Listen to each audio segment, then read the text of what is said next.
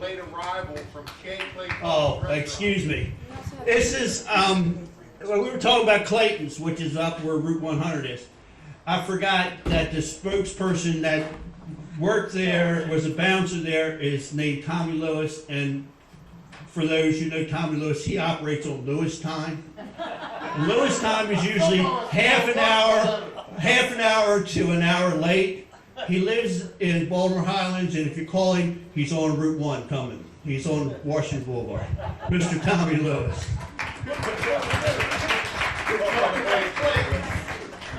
So I guess I'm supposed to talk about Clayton's. How many of you remember Clayton's? Really? I do.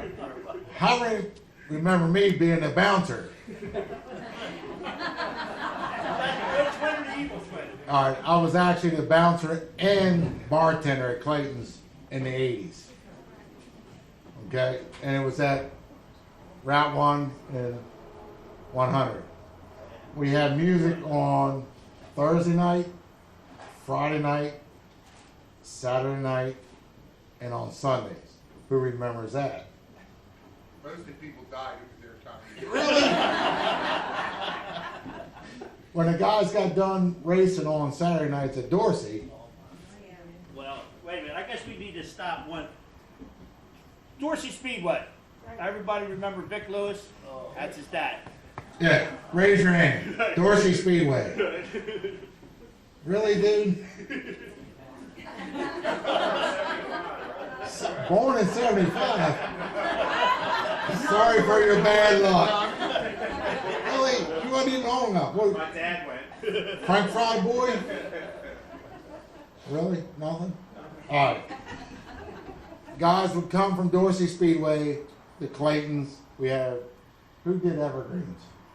We didn't stop it. We didn't go to Evergreens because we had pools here. We'd have been here all night.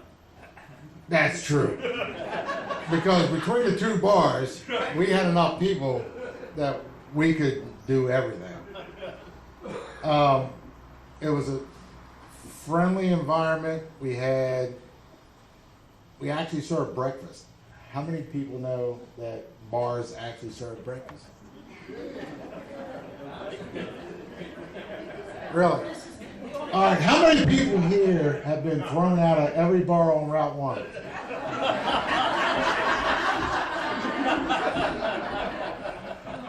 And Jenny Lammy. That's not right. So with Clayton's, it was a friendly atmosphere because we did have the guys from Dorsey Speedway, the racers, the families that came in.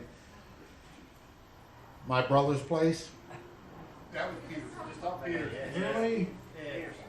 Yeah. Who remembers that place? Yeah, Ray already did that one. You're too. All right, I know, but it was the same kind of atmosphere because the guys that came in knew the boulevard. The police officers that came into Clayton's knew the boulevard. They knew the atmosphere. So it was one of two bars, correct, that had an on-off liquor license back in the day. Does anybody know what an on-off liquor license is? Oh, dude, you're older than dirt. Apparently, the other one was Evergreen. Yeah. Really? Had a one-off license. What was the other one? Clayton. There was 4 in Howard County. Does anybody know the 4 bars in Howard We County? only got 5 minutes. He's doing trivia though. It's trivia. There was 4 bars actually in Howard County. On-off liquor license. There was one in Ellicott City. Which one did you just come from? The Bloody Bucket? No. No. It is an on-off license. Yeah, that was an on-off license. All right. Jack's An got that. on-off liquor license back in the day was they were able to serve liquor on the patios or outside the bar. Clayton's, this place, Jack's. wrong. What was that, the Route 40 and 29? Friday. Yeah. It was called something else then. Yeah, what was it called back then, Doug? You were what, 40 years old back then? Fuels. Howard Place.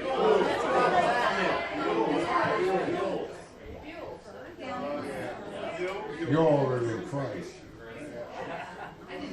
But yeah, on-off liquor license allowed you to serve on a patio or outside the bar. That we were one of them. And because of that, we had the younger crowd that come in that would stand outside and drink out front and enjoy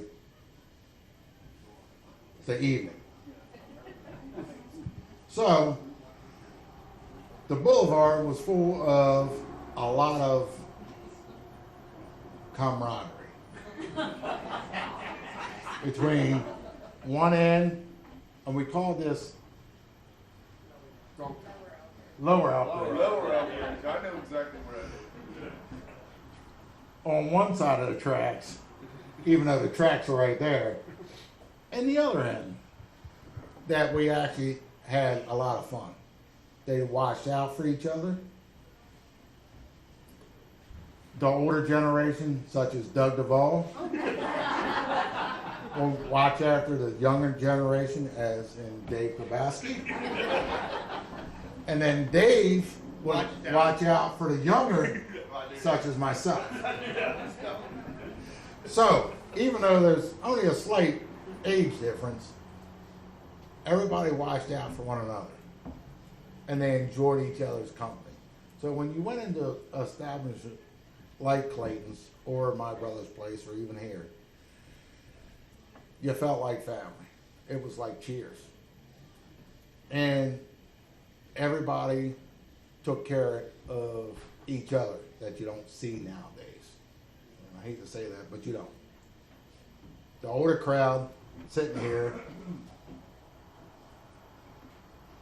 Why are you looking at me like that? No, ma'am, I am not. Don't upset people, okay? The thing is, you guys need to realize the history here. They do. And it's such a, the younger crowd like me. I mean, with the history in Elkridge, am I stumbling? Really? Hey, where were you over the weekend? I was down Charlotte. I don't even say nothing. The history of Elkridge is really deep, and if we don't keep teaching the young people what was here back in the day, then we're going to lose it. And with people sitting here today, and with the memberships that we need to get into the heritage society, I'm afraid we're going to lose it. And if we don't start educating and we just promoting this, that we need to get the younger people in.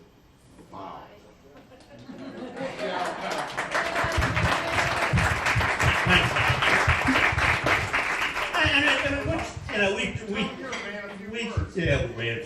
We tease Tommy a lot, but Tommy's family, Doug, we conclude Doug in part of Tommy's family just because he happened to grow up next to him and got sucked in somewhere along the line.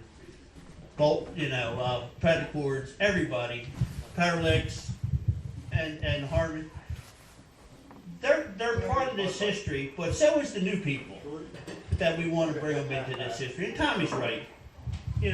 Tommy's father worked for A.G. Parrott before he started his own business. And every Saturday you'd find him on equipment down at ball fields, maintaining the ball fields. That's what he did. Why?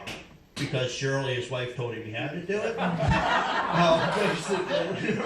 But it was, and that's what Elkridge, the sense of Elkridge that we that grew up here want to pass on to the new people in Elkridge, and that's what the Heritage Society is. So, do we have anything else? No? That's it. All right, thanks everybody.